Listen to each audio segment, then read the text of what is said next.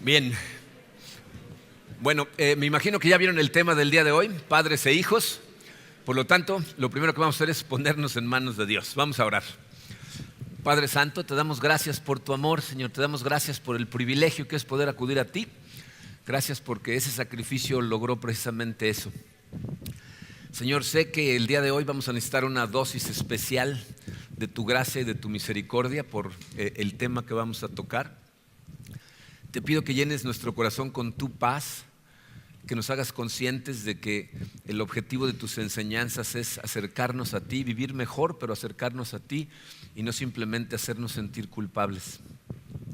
Te pido que no sea el caso de lo que sucede en nuestros corazones hoy, sino que te veamos como la solución a nuestros problemas y que nos acerquemos a ti, Señor, cada vez más. Transfórmanos, Padre, te lo pedimos en el poderoso nombre de tu Hijo Jesucristo. Amén. Estoy muy contento el día de hoy porque en el primer servicio nos acompañaron nuestros jóvenes de secundaria y ahorita en este segundo nos acompañan nuestros jóvenes de preparatoria que están de este lado. Denles la bienvenida.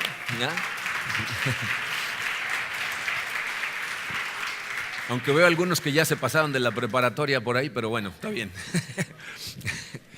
Qué bueno que están con nosotros porque el día de hoy precisamente vamos a hablar acerca de el deber de los hijos y el deber de los padres. Miren, nada en mi vida ha revelado de forma tan clara la necesidad que tengo de la gracia y la misericordia de Dios como el haber sido padre de 4 niños.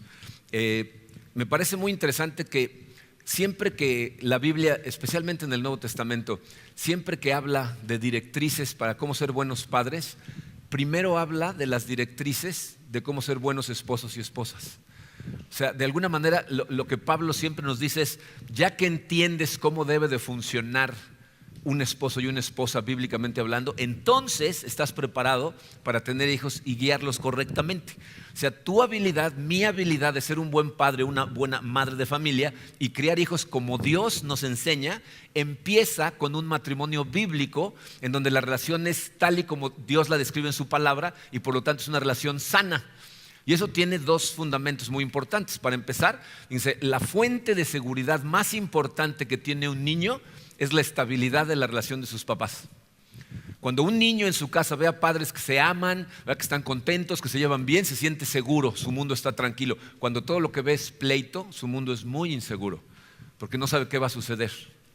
Y por otro lado, les voy a decir por qué también es tan importante, porque para poder ser buenos padres de familia tenemos que modelar el comportamiento que les queremos enseñar y que queremos exigirles primero nosotros.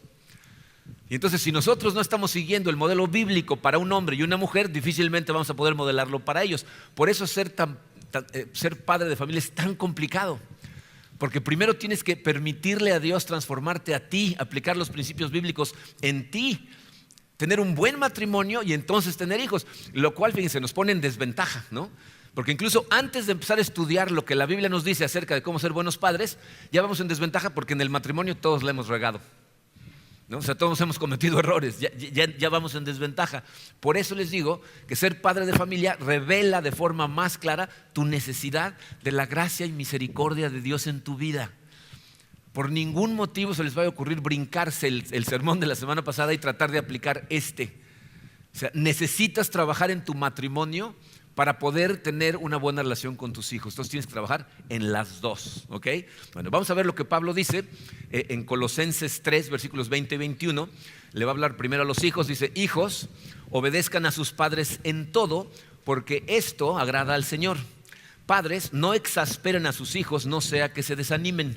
Miren, en un momento vamos a analizar lo que estas palabras significan, pero antes quiero hacer una llamada de precaución específicamente para padres de familia que tienen hijos pequeñitos. Miren, algo que Karina y yo aprendimos, nosotros tenemos 4 hijos, ya todos adultos, pero una cosa que aprendimos cuando estaban chicos es que cada uno de ellos es diferente. O sea, ellos responden diferente a la disciplina de los papás, manejan diferente la relación que tenían con nosotros, son diferentes en la forma en que se relacionan entre ellos. O sea, cada niño es diferente. Ahora, nosotros estamos convencidos de que la mejor manera de ser buenos padres es tener un plan, tener una estrategia, una estrategia combinada, o sea, creada por el papá y la mamá juntos de cómo van a educar a sus hijos. Cuando tienes un plan diseñado, eso te va a decir lo que logra, te hace consistente y predecible. Cuando somos jóvenes, no nos gusta ser predecibles, pero como adultos ser predecible es una bendición. O sea, que la gente sepa qué se puede esperar de ti. Entonces, un plan logra eso, te hace consistente, te hace predecible, pero aparte pone al papá y a la mamá en el mismo canal, es decir, forman un frente común de manera que los hijos siempre vean la misma cara, no algo diferente dependiendo de con quién van, sino que siempre los dos van de acuerdo a ese plan. Ahora, tener un plan tiene sus debilidades, porque cada niño es diferente. Entonces tienes que tener las dos cosas en mente. Necesitas un plan, pero cada niño es diferente. Tienes que entender que el plan básicamente se tiene que mantener igual, pero sí puedes moldearlo de acuerdo a cada niño. Por ejemplo, fíjense, mi hija la más chica, Katrina, si yo le hablaba fuerte, rápido se le llenaban los ojos de lágrimas y entonces se desmoronaba y ya ni me escuchaba. Si le hablaba fuerte a Marco, Marco se cierra en sí mismo y puede estar encerrado allá adentro una semana o dos sin salir. Si le hablaba fuerte a Angie, empezaba un debate cultural entre hombre y mujer, porque Angie es cultural. Y si le hablaba fuerte a Alex, le cambiaba la cara y lo veía como ya estaba listo para una lucha libre contra mí. O sea, cada uno era totalmente diferente. Entonces, el plan se tiene que mantener básicamente igual, pero la forma de aplicarlo puede moldearse de acuerdo a cada uno de los niños. ¿Okay? Entonces, fíjense, al igual que hice la semana pasada, estábamos hablando de lo que dicen Colosenses, pero lo estudiamos en Efesios. Las dos cartas las escribió Pablo, pero en Efesios se extiende un poco más, lo cual nos ayuda a clarificar lo que Pablo estaba diciendo. Entonces nos vamos a ir a Efesios 6, que es en donde le habla a hijos y padres. Y para variar, ¿verdad? Como siempre, Pablo le habla primero al lado de la relación que tiene que seguir la directriz del otro, como en el matrimonio. Ahora es primero a los hijos. Dice el versículo 1 de Efesios 6, dice: hijos, obedezcan en el Señor a sus padres, porque esto es justo. ¿Qué está diciendo Pablo? ¿Qué significa justo? Significa agradable o correcto a los ojos de Dios. Entonces lo que Pablo está diciendo es: hijos, obedezcan a sus papás porque eso es lo correcto. Ese es el plan que Dios diseñó para la familia, que los hijos obedezcan a sus papás. Y a lo mejor tú eres un hijo de familia que a lo mejor ya tiene cierta edad y te preguntas, bueno, pero ¿hasta qué edad funciona eso? ¿No? Se los voy a decir. Si vives en tu casa y no pagas renta, tú. ¿Ok? O sea, si tus papás te mantienen, vives bajo el techo de tus papás, tú ni siquiera contribuyes con nada, tú calificas para esto y tu deber es obedecer a tus papás. Ese es el diseño de Dios. De hecho, está muy simple para los hijos. Para los papás hay varios, para los hijos hay uno. Dice, diseño de Dios para los hijos: obedezcan. Eso es lo que los hijos tienen que hacer, obedecer. Y miren, esto es muy similar a la situación que analizamos en el matrimonio la semana pasada. No tengo tiempo de desenmarañar todo lo que vimos la semana pasada. Si no has escuchado el mensaje, te invito a que lo escuches. Pero lo que vimos básicamente es que el único modelo que verdaderamente funciona en el matrimonio es el modelo bíblico. Estadísticamente, o sea, hay estadísticas por todos lados de cómo los otros modelos siempre terminan fracasando. Bueno, de la misma forma, la familia moderna que están redefiniendo hoy en nuestra sociedad no está funcionando. O sea, esos métodos ahora en donde los hijos prácticamente tienen el derecho de cuestionar, rebelarse, no obedecer a muchas cosas, no está produciendo niños bien desarrollados, bien adaptados, bien integrados a la sociedad. Está creando serios problemas. El diseño de Dios es una familia en donde esposo y esposa viven de acuerdo al arreglo bíblico. Es un pacto de amor en donde el hombre tiene la responsabilidad del liderazgo y son una sociedad, pero la mujer tiene la responsabilidad de aceptar el liderazgo del esposo. Y están criando niños que obedecen las reglas de la casa de sus papás. Por eso Pablo dice: hijos, obedezcan a sus padres. Ahora, a lo mejor se preguntan algunos, pero ¿por qué? ¿Por qué tenemos que obedecer? Acuérdense que todos los mandamientos de Dios están diseñados para darte más gozo. Cuando sigues sus lineamientos, vives más feliz, vives mejor. ¿Okay? ¿Por qué obedecemos a nuestros papás? Les voy a decir por qué. Porque cuando somos jóvenes, y esto no es un ataque a la juventud, yo también fui joven, no somos muy inteligentes, que digamos. O sea, de hecho somos muy poco inteligentes. Desde niños hasta la adolescencia. O sea, piénsenlo, tú a un niño ponlo en la sala con todos sus juguetes y deja una botella de cloro, ¿y contra qué se va? Es un imán las cosas que les hacen daño, ¿no? Tienes que estar al pendiente de ellos. Y miren, el problema con la juventud, cuando empezamos a ser más grandes, pero seguimos siendo jóvenes, seguimos siendo hijos de casa, les voy a decir cuál es el problema. No saben lo suficiente, pero no saben que es el problema. O sea, con la juventud piensan que lo saben todo. No, de hecho, el otro día oí una persona decir una frase que me pareció brillante, que le dijeron, ¿qué? ¿Entonces tú lo sabes todo? Dijo, no soy lo suficientemente joven como para saberlo todo, ¿no? Porque la juventud es acompañada de una especie de arrogancia producida por la ignorancia, en donde tú crees que sabes mejor que todo el mundo lo que se debe de hacer. Entonces, Dios te puso bajo la autoridad de tus padres para salvarte de ti, para protegerte a ti. Para eso te puso bajo la autoridad de gente mayor que tú. Mira, la verdad es que es increíble lo que hacemos. Mira, yo me acuerdo cuando era adolescente, todos los que estaban adultos aquí seguramente se acuerdan. O sea, mis papás me ponían reglas y yo no comprendía, ¿no? Mi mamá, por ejemplo, fíjense, yo por ahí de los 16, 17 años me decían, en la casa a más tardar a las 12. Yo decía, ¿a las 12?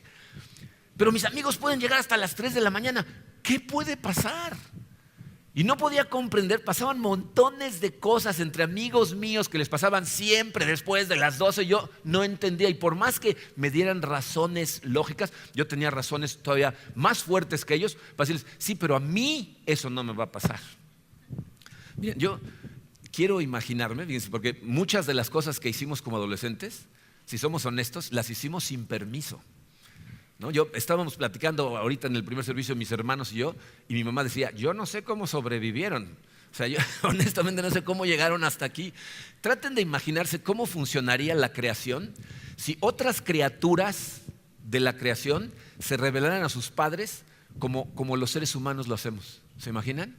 Imagínate en África, en la planicie del Mara, unos antílopes, cuando empieza a acercarse la manada de leones. Cuando mamá dice, todos a correr. Y el hijo, no hombre, a mí no me ganan los leones. Yo corro más rápido que el león, mamá. Tú no te preocupes. El otro día me correteó uno y mira, lo hice dar vueltas por toda la planicie y no me alcanzó. ¿Qué hiciste? ¿Qué? A lo mejor te le escapas una vez o a lo mejor dos, pero históricamente los leones se las ingenian para cazarte y te va a atrapar, se va a comer tus tripas mientras National Geographic te está filmando. ¿Se imaginan lo que sucedería? O sea, sería un desastre. Pero esos somos los seres humanos. Ahora, ¿por qué sucede esta rebelión? Pues porque tenemos una naturaleza caída, ¿no? Somos seres pecaminosos, nacemos rebeldes y todos los que tienen hijos lo saben. Los niños nacen rebeldes. Tú tienes que entrenar a tus hijos para que sean obedientes. ¿Alguno tuvo que entrenarlos para que fueran desobedientes? Naturalito, ¿no? O sea, lo traemos con nosotros. Por eso Dios lo que dice es, obedece a tus padres, es por tu propio bien. Y luego a continuación se continúa Pablo y va a citar el quinto mandamiento, pero lo va a extender. Fíjense lo que dice. Dice, honra a tu padre y a tu madre, que es el primer mandamiento con promesa. ¿Por qué tenemos que no nada más obedecer, sino también nos dice Pablo, honrar a nuestros padres? Miren, les voy a decir por qué. Es evidente que tus papás no siempre van a estar en lo correcto. No siempre están bien ellos y tú mal, ¿no? O sea, no es lo que la Biblia está tratando de decir. De hecho, yo sé, porque pues, digo, hay familias en donde los papás son un extremo de rigor, ¿no? O sea, tienen volúmenes y volúmenes de reglas, ¿no? Que los niños tienen que saber de memoria. Y aparte, escritas casi como el Torá, ¿no? Si haces esto te voy a destruir, ¿no? O sea, así medio agresivo. Y en cambio hay otros papás que son demasiado sueltos, al grado de estar casi desconectados de la relación con sus hijos. Entonces la Biblia no está diciendo que ellos siempre están bien y tú siempre están mal. Lo que dice la Biblia es que tu deber es obedecer y honrar a tus padres siempre. Ahora, es evidente que conforme vas creciendo ya no tienes que obedecer las reglas de la casa. Y léase, cuando te puedes mantener a ti mismo y puedes vivir solo, entonces ya no tienes que obedecer las reglas de la casa. Pero honrar a tus padres lo tienes que hacer toda la vida. Toda la vida. A tus padres tienes que amarlos, y te tienes que perdonarlos, porque nos equivocamos. Todos los padres nos equivocamos y hay cosas que necesitamos ser perdonados. Tienes que perdonarlo porque un día, si tú tienes hijos, vas a necesitar perdón. Tienes que ayudarlos en la medida de lo posible sin afectar a tu familia cuando tengas tu propia familia, pero tienes que honrarlos siempre. Eso nunca cambia. ¿Saben qué es un dato simpático? En el Imperio Romano, en la época de Cristo, acuérdense que Pablo escribió todo eso dentro del Imperio Romano. Todas estas cartas eran a cristianos que vivían dentro del imperio. En el Imperio Romano, la gente tenía que obedecer a su padre hasta que moría el papá. Obedecer. ¿Se imaginan? Te quiero aquí a las 9:30 de la noche. Papá, tengo 57 años. A las 9:30. ¿No? O sea, ¿se imaginan? Pero miren, Pablo le está escribiendo a gente que vive en una cultura en donde el papá es el patriarca y su palabra es la ley hasta que se muera. Tú no eres el patriarca hasta que tu papá deja de existir. Obviamente mi esperanza es que ustedes creen una relación con sus hijos en donde se pueda dar el diálogo. Porque yo no veo equivocado que un niño cuando empieza a pensar, cuando empieza a analizar cosas, pueda preguntar y decir, oye, ¿y por qué no? O sea, ¿por qué no me dejas ir a esto? O sea, está bien. Obviamente tienes que enseñarles las reglas del diálogo, porque normalmente los que empiezan a preguntar son los que nacieron para abogados, ¿no? Y entonces empiezan a querer tener una discusión larga. Te voy a explicar por qué una vez, no 16 veces, una vez. Y entonces lo que tienes que hacer es obedecer. Pero si tú como padre no puedes explicar realmente por qué no es una buena idea lo que te están pidiendo, a lo mejor tus reglas están surgiendo de tus inseguridades y tus miedos y no de que realmente estén pidiendo permiso para hacer algo. Entonces tienes que analizar también tu corazón, ¿por qué no? ¿Ok? Pero bueno, Pablo continúa, dice que es el primer mandamiento con promesa y nos va a decir cuál es la promesa. Dice, para que te vaya bien y disfrutes de una larga vida en la tierra, lo cual cierra el círculo de por qué obedecemos a nuestros padres, ¿no? O sea, ¿por qué debo obedecer y honrar a mis papás? Porque eso es lo que funciona. Eso es lo que te va a ayudar a tener una larga vida, una vida llena de gozo. Los niños en estructura familiar son gente con mucho más gozo. Estás bajo la protección de Dios, bajo la autoridad de tus padres por tu propio bien, para cuidarte a ti. Ahora, tú a lo mejor dices, pero es que no conoces a mis papás. Miren, tus papás van a tener que dar cuentas a Dios de cómo te educaron. Tú vas a dar cuentas de cómo obedeciste. Entonces, ocúpate de tu parte y deja que ellos se ocupen de la suya, ¿ok? Pero bueno, ese es el diseño para los hijos, obedezcan a sus papás. Ahora vamos a pasar a los papás, ¿ok? Efesios, ahora los hijos dicen, sí. Efesios 6:4, la primera parte dice, y ustedes padres, no hagan enojar a sus hijos. Miren, esa línea necesita explicación, porque ya los hijos están diciendo, ya ves, no me hagas enojar, dime que sí, ¿no?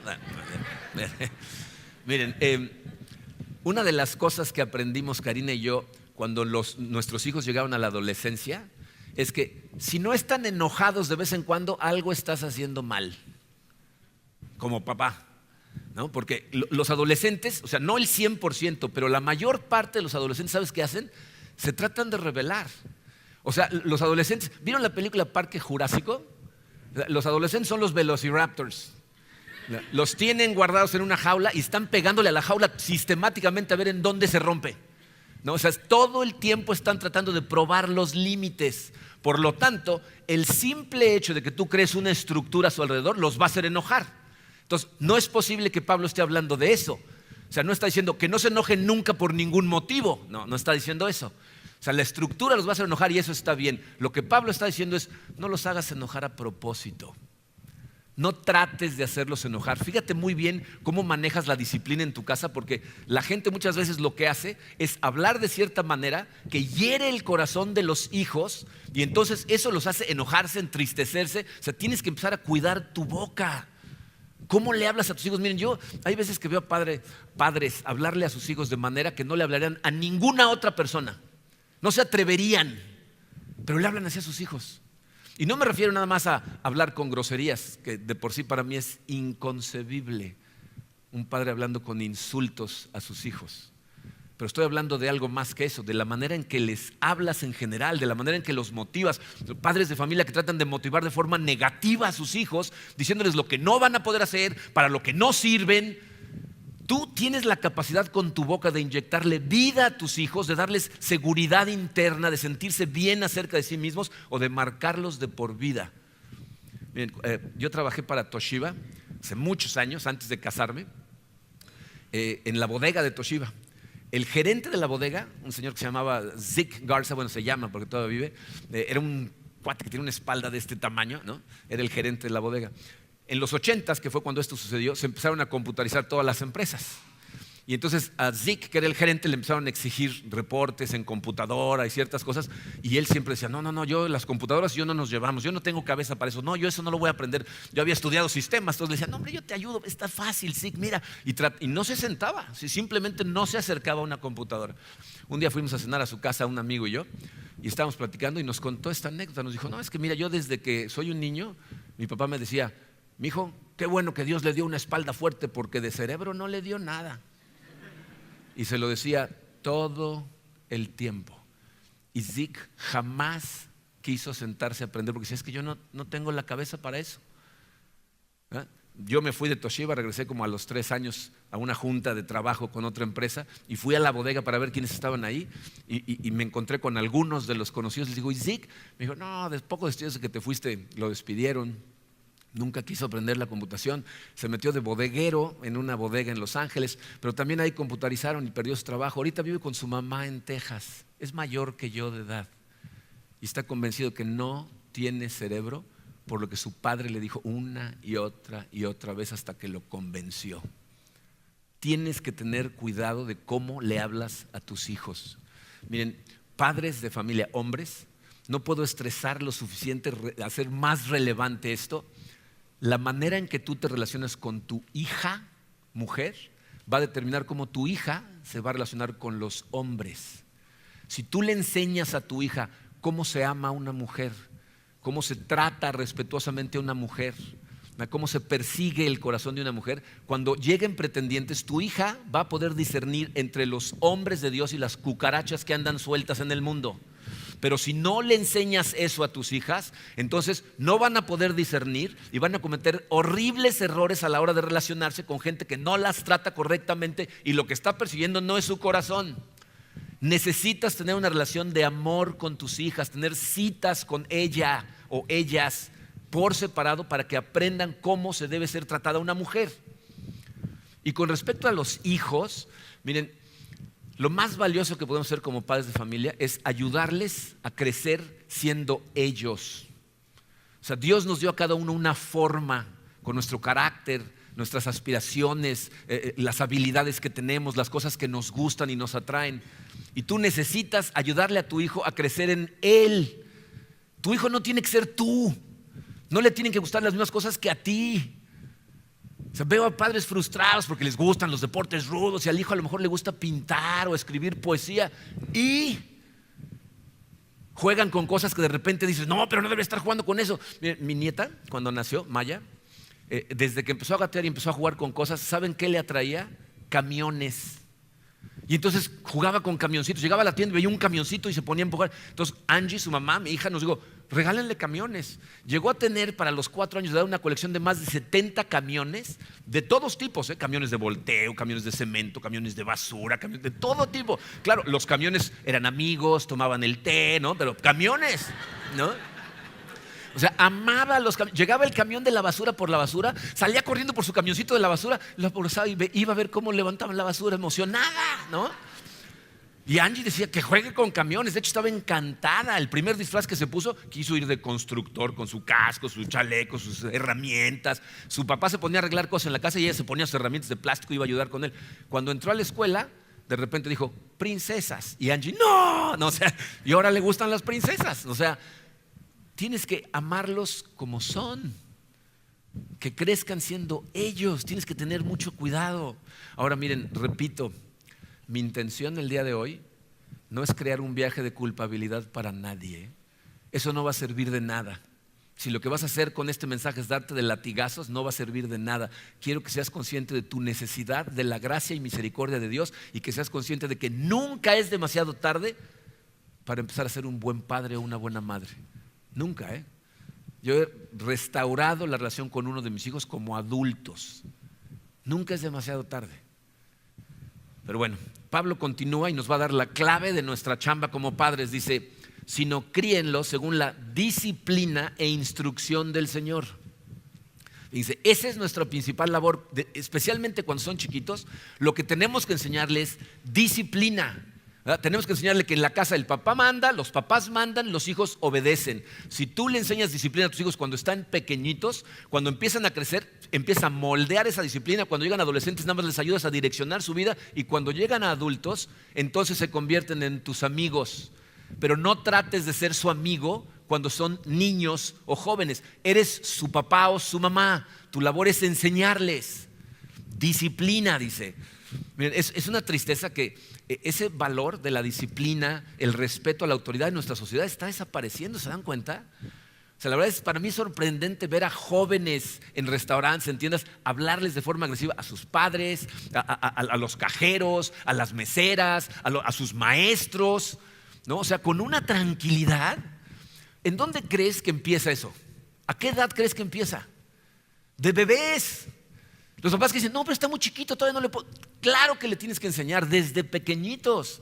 Es frustrante para mí ver a gente con bebés que de repente el bebé hace una barbaridad, ¿no? Le avienta algo en la cara al papá, o dicen una mala palabra que quién sabe dónde la habrán escuchado antes, ¿no? Y se lo celebran y se ríen. Vas a ver cuánto vas a celebrar cuando te empiecen a insultar y te avienten cosas a los 17 años de edad. O sea, necesitas empezar desde que nacen prácticamente. ¿Ok? Entonces, ¿qué significa disciplinar y darles la instrucción del Señor? Fíjense, 5 consejos para los papás a toda velocidad. 1, la disciplina debe ser consistente. Es crucial que tengas una disciplina consistente, y con esto regresamos al plan de acción. Necesitan tener un plan. Los niños, los hijos tienen que saber cuáles son sus deberes, cuáles son sus derechos, cuáles son sus privilegios y cuáles son las consecuencias, lo que sucede cuando su comportamiento no es aceptable. Entonces tienen que entender qué es aceptable, qué no es y qué va a pasar si lo rompen. ¿Ok? Fíjate, si tú no tienes un plan, te voy a decir lo que va a suceder. Las consecuencias a tus hijos van a estar basadas no en su comportamiento, sino en tu estado de ánimo. Cuando estás de buenas vas a hacer una cosa, cuando estás de malas vas a hacer otra, y entonces tus hijos van a estar totalmente confundidos, o van a empezar a jugar con el sistema porque ya saben en qué momento te tienen que agarrar. La disciplina necesita ser constante, siempre constante. Ahora, 2, la disciplina debe ser apropiada para su edad. Yo estoy convencido que las cosas tienen que ir cambiando. De hecho, lo hemos aprendido y lo hemos visto con montones de familias a las que hemos dado consejería.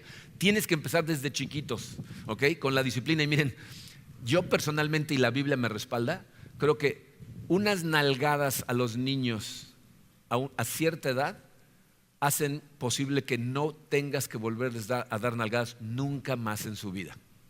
Yo sé que en nuestra época, con la psicología moderna, dicen no toques al niño porque lo puedes marcar para siempre, ¿no? Yo creo que esa psicología moderna surge del problema que tenemos en la sociedad, de que todo el tiempo estamos como en un péndulo, ¿no? La sociedad se va primero a un extremo y luego se va al otro extremo. No somos extremistas. Cuando yo era niño, no era que mis papás me pegaban. Me podía pegar cualquier adulto, o sea, en la escuela, el maestro, la vecina, en la tienda, hasta el gerente de la... O sea, todos los adultos le daban a los niños un extremo. Y entonces nos vamos al otro. Ni lo toca. Una nalgada, ya, hay que demandarlo por abuso de menores. Miren, yo creo que una nalgada cuando los niños están muy chiquitos, sin el objetivo de hacerle daño, de causarle dolor, sino que se entere que lo que está haciendo está mal hecho y tiene que cambiar su comportamiento, funciona. Tú eres el responsable de tus hijos. Sigue el método que tú quieras. Cuando tengan 17 años me cuentes cómo te va. ¿Okay?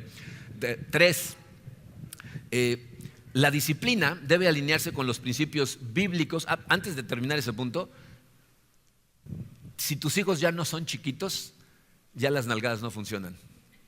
O sea, la violencia cuando ya son grandes no funciona. ¿Ok? Pero bueno. 3, la disciplina debe alinearse con los principios bíblicos de imparcialidad y justicia. O sea, tienes que tener un sistema creado en donde haya imparcialidad y haya justicia. ¿Qué significa eso? Justicia se quiere decir que las consecuencias tienen que ser de acuerdo a lo que hicieron, ¿no? Al crimen, ¿no? A la regla que rompieron. Obviamente, a diferentes edades, las consecuencias son diferentes, y por eso el diseño del plan tiene que ser muy bien pensado, porque les voy a decir con la que se van a enfrentar. Van a tener que tener la conversación si tienen más de un hijo. Cuando los grandes empiezan a crecer y empiezan a tener otros privilegios, entonces los niños van a decir, ¿y por qué él sí y yo no? Bueno, pues porque él tiene esta edad y tú no. ¿ok? Entonces ya entienden que cuando lleguen a esa edad, nada más no le vayan a hacer como mi papá, ¿no? Mi papá le digo, ¿y por qué él sí? Porque él tiene 12 años. Entonces cuando yo tenga 12 años voy a poder. Me decía, no, cada año sube un año. Me decía, ese era mi papá, ¿no? O sea, ¿no? Pero entonces la justicia es, dependiendo de qué hicieron, pues tal consecuencia, hay que tenerlas planeadas, ¿no? La imparcialidad es que a todo el que rompe la regla se le aplica el castigo. Aquí no hay favoritos, ¿no? A todo el que rompe la regla que le toca su consecuencia. Esa es imparcialidad, ¿ok? 4, la disciplina debe ser aplicada por amor, no por enojo. O sea, cuando tú disciplinas a tus hijos, tiene que ser amorosamente, lo cual no significa flexible, es amorosamente inflexible. Incluso hasta le dices, mira, mijito, ¿ya ves? Rompiste la regla otra vez, ahora voy a tener que darte esta disciplina. O sea, no te tienes por qué enojar. ¿Saben quién es la gente que disciplina por enojo? Normalmente la gente que no cumple con el primer punto, la gente que es inconsistente. Porque les voy a decir lo que hacen.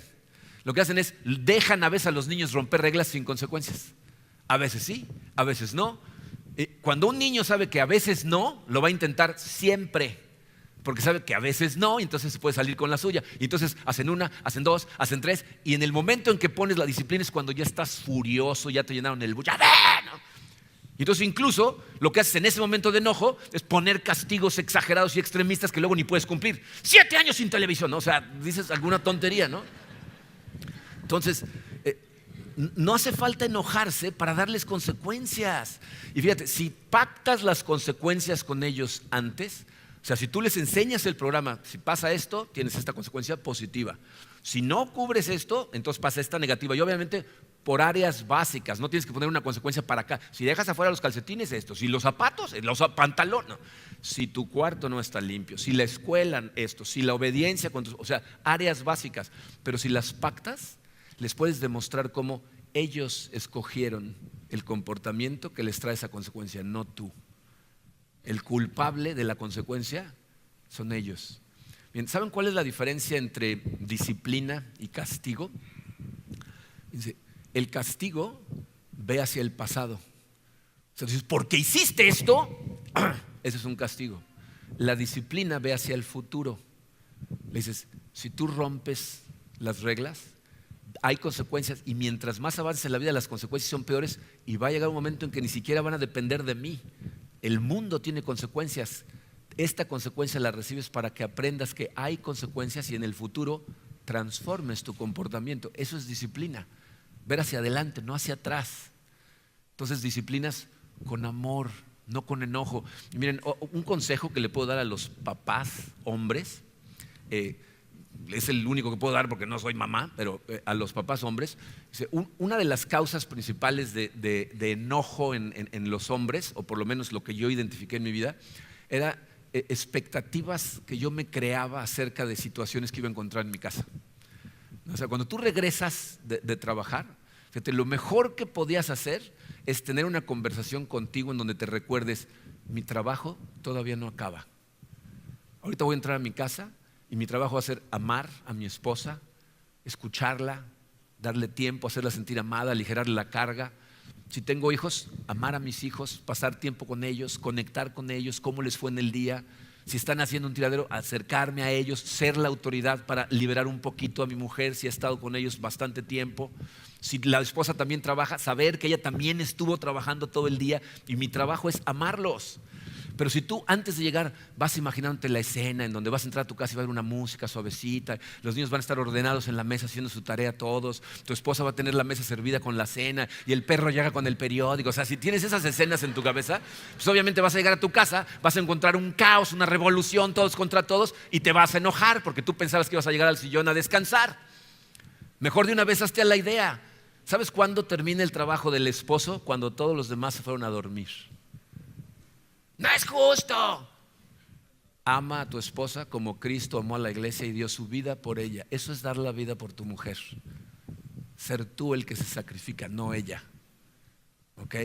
Y por último, número 5, el objetivo más importante que tienes es ayudarles a tus hijos a crear una relación con Dios.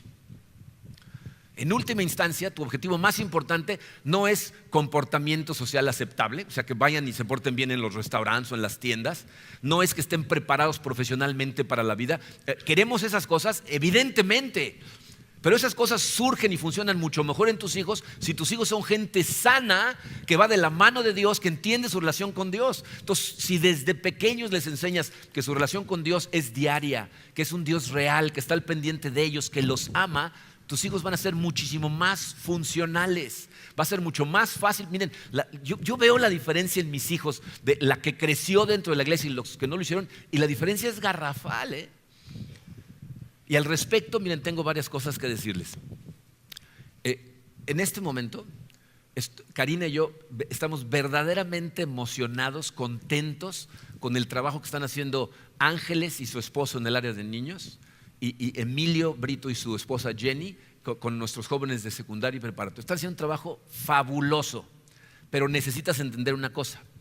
La responsabilidad final del crecimiento espiritual de tus hijos no somos nosotros, eres tú. Tú necesitas ser el guía espiritual en tu casa, hombres primero y las esposas también. Esa es la responsabilidad de Dios, ¿ok? Nosotros estamos aquí para ayudarte, pero tienes que hacer tu parte. Tienes que hacer lo que te toca a ti. Miren, traer a los hijos a la iglesia es una de las cosas más valiosas que puedes hacer. Y esto no es regaño, por favor no lo vean así, pero traerlos y no llevarlos al área que le corresponde no les ayuda. Lo que yo enseño aquí no es para niños. Hoy, por ejemplo, que le hablo a los hijos, invitamos a secundaria y a preparatoria para que lo escucharan, porque esto es para ellos también. Pero muchas de las enseñanzas que les doy aquí no son para niños. Y cuando traes a tus hijos aquí a la sala, que no lo vamos a prohibir, la gente me dice, ¿entonces está prohibido traer niños? No, no está prohibido.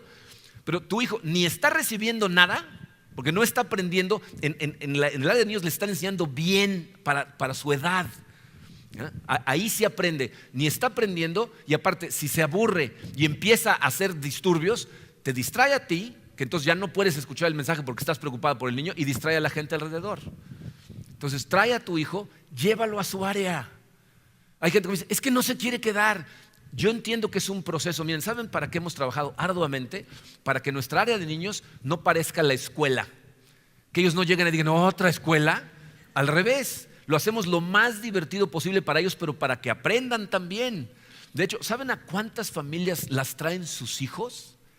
Niños que vienen aquí después de venir 2 o 3 semanas, se les queman las habas por venir el domingo. Porque el área es divertida. Si no se quiere quedar, sacrifícate un poquito por él o ella. Ve y quédate con ellos. Si se quedan 2 o 3 semanas, se van a empezar a dar cuenta que el lugar es maravilloso, que les gusta estar ahí. Pero necesitas hacer tu parte. Tenemos también, y por cierto, miren, ¿saben cuál es la mejor edad para que empiecen a ir? Cuando son bebés. No tienen ni voz ni voto. ¿Okay? Es mejor que crezcan ahí, porque entonces es lo natural para ellos. Miren, tenemos un equipo de gente de verdad maravillosa cuidando a los bebés. Y entonces ahí crecen, es lo normal para ellos. Tenemos entre semana grupos pequeños para secundaria, para preparatoria. Y miren, teníamos un grupo para niños de primaria y lo tuvimos que cerrar porque los papás dejaron de llevar a sus hijos. Tú lo estás causando. Miren, cuando llegan adolescentes y se acercan, tengo un problema con mi hijo, ¿qué hago? Lo traes a la iglesia, no quería venir o no se quería quedar. No. Ya tienes el problema en la mano y te tratamos de ayudar de todas maneras. Miren, no saben, para mí la bendición más grande en cuanto a la educación de nuestros hijos. Yo veo la diferencia entre Katrina, que ella era una pequeñitita cuando empezamos la iglesia y creció en la iglesia, y los otros 3. Katrina creció en la iglesia, su grupo de amigos era el grupo de niños, el grupo de jóvenes. Cada vez que me pedía permiso para algo, era una actividad de la iglesia. Para mí era, gracias Señor, con los otros 3, todas estas canas que ven son de los otros 3. ¿Ah? Porque ellos ya estaban grandes cuando empezamos la iglesia. Si tus hijos están pequeñitos, este es el momento, ¿eh? Y ahora, la edad que tengan, necesitan conocer a Dios. Esa es tu responsabilidad más grande. Y un último consejo con respecto a esto: jamás utilices a la iglesia como una amenaza de consecuencia negativa. Sí, te voy a llevar a la iglesia. Van a odiar la iglesia. Se les va a enseñar a odiar venir a la iglesia. Al revés, esto tiene que ser un privilegio para nuestros hijos. Vienen aquí a gozar de la compañía de la familia de Dios. Para terminar, quiero hablarle a dos grupos de personas. Si tú estás presente en esta sala y no tienes hijos en este momento, por la razón que sea, porque hay algunos de ustedes que son demasiado jóvenes, ¿no? Todavía no se casan, a lo mejor esperan casarse y no tienen hijos en este momento. A lo mejor eres un adulto como yo, que sus hijos crecieron, son adultos y se fueron, ¿no? A lo mejor eres un padre de familia que simplemente está, no sé, o no padre de familia, sino un miembro de la sociedad que es adulto y no tuvo hijos, por la razón que sea. Si tú estás en cualquiera de esas situaciones, mi pregunta para ti es, ¿estás haciendo un esfuerzo impulsado por la gracia para permitirle a Dios transformar tu corazón y convertirte en el tipo correcto de persona que Él te diseñó para ser en este momento? Porque si eres un joven y estás pensando en casarte algún día, acuérdate, primero tienes que aprender a ser un buen esposo o una buena esposa, bíblicamente hablando, y este es el momento para prepararte. Eso es lo que hacemos antes de entrar a esa relación, prepararnos. Y si ya estás casado y no tienes hijos, estás trabajando para que tu matrimonio sea bíblico, por si llegan los niños, que sea un matrimonio sólido. Si eres adulto y no hay hijos en tu vida, ¿qué pasa si de repente aparecen? ¿Qué pasa si tienen hijos uno de tus hermanos y se tienen que ir a vivir a tu casa? ¿Vas a ser una luz para ellos? ¿Qué pasa si eres un adulto, que sus hijos ya crecieron? Si necesitan dirección, si necesitan consejo, ¿tienes la fuente de sabiduría necesaria para ayudarles? O sea, no porque no tengas hijos pienses que esto no se aplica a ti.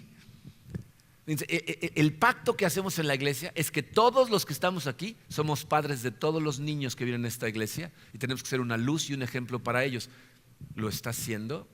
¿Estás trabajando para hacerlo? Y si eres padre de familia que en este momento tienes hijos viviendo en tu casa, esto es lo que quiero que escuches. Nos vamos a equivocar todos.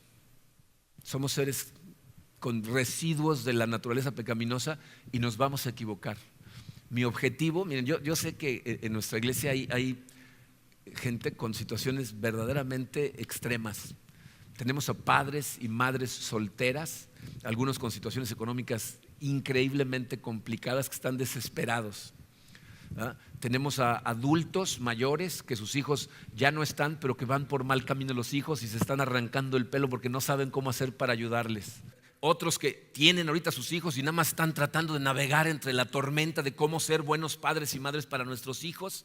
Lo más importante es que te acuerdes, Dios te ama, está contigo. Si le entregaste tu corazón, ya te perdonó, no es demasiado tarde. Es el momento de correr hacia Él. Esa es mi oración para ti. No que salgas de aquí diciendo, chico, esta es la lista de todo lo que tengo que hacer. No, lo que tienes que hacer es entregarte al Señor, perseguirlo con todo tu corazón. Él va a hacer la transformación en tu corazón que te va a permitir hacer todas estas cosas. Y es un proceso, pero por favor no salgas de aquí dándote de latigazos. Más bien recuerda, Dios te ama con todo el corazón y tener hijos es una bendición de Dios. Pero necesitamos hacer nuestro trabajo. Y como hijos, esto me lo decía mi mamá, algún día tus hijos te van a hacer pagar. Y tenía la razón. Así es de que obedezcan. Obedezcan, por favor. Vamos a ponernos en manos de Dios. Padre, te amamos, Señor, y te damos gracias, Padre, por la familia en la que nos pusiste a todos. Yo sé que habemos algunos o hay algunos que piensan que la familia en la que los pusiste fue un error. A lo mejor sus padres no se comportan como la Biblia dice que se deberían de comportar. Llénalos de tu amor, Señor, a esos hijos. Llénalos de tu amor y llénalos de tu sabiduría, para que sepan que tienen que honrar y obedecer a sus padres durante el tiempo que estén en su casa, y que después van a pasar muchos años como adultos, y que haber obedecido y honrado a sus padres se va a ver convertido en una bendición para ese entonces. Te pido por todos los hijos que están sufriendo, por los que sus padres no llevan una guía bíblica. Te pido que te acerques al corazón de sus padres y los transformes, Señor, para bien de sus hijos y para tu gloria. Te pido, Señor, por todos los que aparte de ser hijos ahora somos padres. Te pido que nos recuerdes, Señor, que nunca es demasiado tarde para empezar a caminar correctamente bajo tu luz, y que es precisamente ese caminar, ese aprovechar tu amor, tu misericordia y tu gracia lo que nos transforma y nos puede convertir en los padres que nuestros hijos necesitan, sin importar qué edad tengan. Ayúdanos a ser humildes, Señor, a pedir perdón, ya sea a nuestros padres o a nuestros hijos, Señor, por las cosas que hemos hecho de forma equivocada. Te pido, Señor, que inundes los corazones de todas estas personas que estamos aquí con tu amor, con tu luz, para que nuestras familias sean restauradas, las que necesiten restauración, que mantengan su integración, las que van caminando correctamente. Y recuérdanos todos los días, Padre, que nos amas, que estás de nuestro lado, que nos estás esperando que corramos a ti. No nos dejes desmotivarnos, caernos. Fortalécenos, Señor. Te lo pedimos, Padre, en el poderoso nombre de tu Hijo Jesucristo. Amén. Muy bien, vamos a recoger diezmos, ofrendas para nuestra construcción.